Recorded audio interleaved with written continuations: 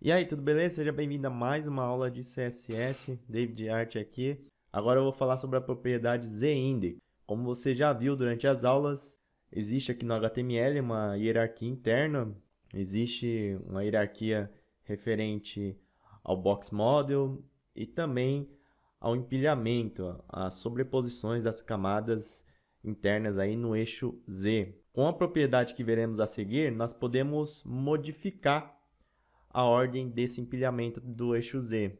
E essa propriedade é a ZIndex. Então eu tenho aqui três blocos. Eu vou estilizá-los aqui no CSS rapidamente. Pode ver que eu comentei aqui, então deixa essa parte que fizemos até agora, vamos criar um novo. Vou pegar aqui o nome da ID, bloco 1, vou dar vírgula, pois eu vou aplicar o mesmo estilo para todos, bloco 2 e bloco 3. Agora eu vou escrever o estilo aqui rapidamente e eu já volto com ele pronto. E feito, eu já alterei aqui o CSS, como você pode ver, pintei cada bloco com uma cor e apliquei também Position Absolute em todos. E por fim, apliquei o posicionamento aqui com Left Top, exceto do primeiro que eu deixei com 0, o restante aqui, além da cor, eu também alterei o posicionamento da esquerda e do topo. Então nós temos essa sequência aqui de blocos. Como você pode ver, o bloco 3 está em cima do 2, o 2 está em cima do 1. Eles estão assim, pois o documento foi escrito nessa ordem. O último elemento sempre vai ficar em cima do anterior. Nesse caso, o bloco 3 fica em cima do 2, do 1, o 2 fica em cima do 1 e o 1, claro, que é o último.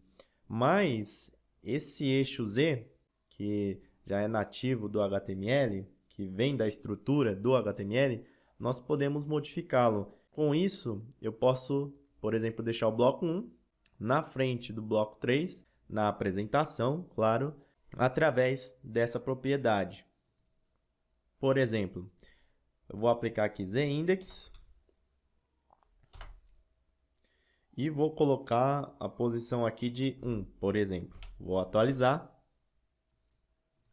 Veja só que eu já coloquei o bloco 1 em cima do 2 e também já está acima do 3. Então, com a propriedade ZIndex, eu consigo mudar a ordem do empilhamento natural do HTML. Se eu não colocar nada aqui, né, deixar o valor default, ele segue a ordem natural do documento HTML, que é essa daqui.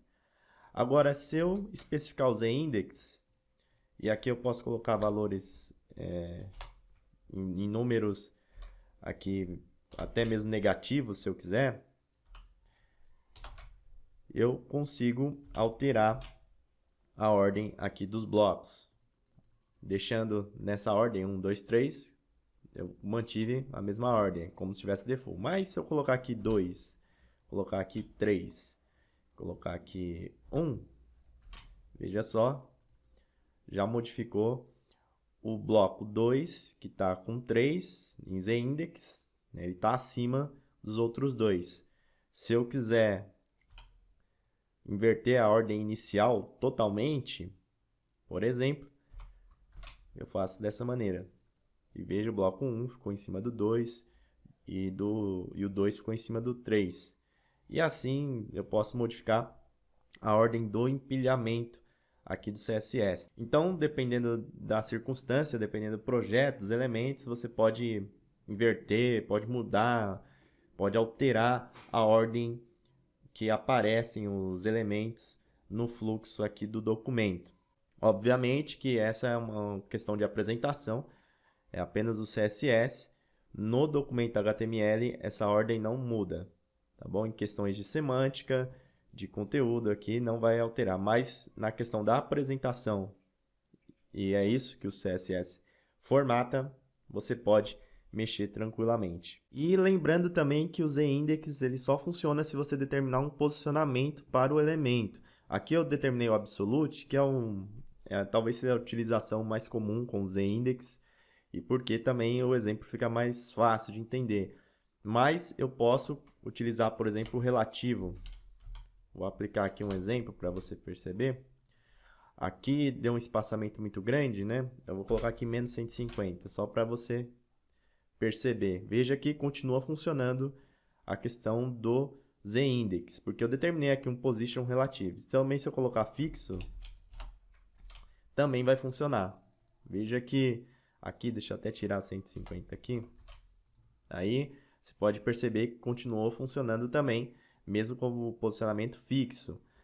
Mas se eu deixar por padrão o estático, que é o posicionamento padrão dos elementos HTML, pode ver que já não funciona mais o position. E nem no caso aqui também, claro, o deslocamento através do left ou do top. Tá bom? Então, se você quiser utilizar o z-index, você tem que determinar uma posição, seja fixa, seja relativa ou seja absoluta, que é o caso mais comum que nós utilizamos. Beleza? Então, essa aula sobre z-index fica por aqui. Eu vou indo nessa. Isso tudo aí, Galuxo. Um forte abraço e até mais. Fui!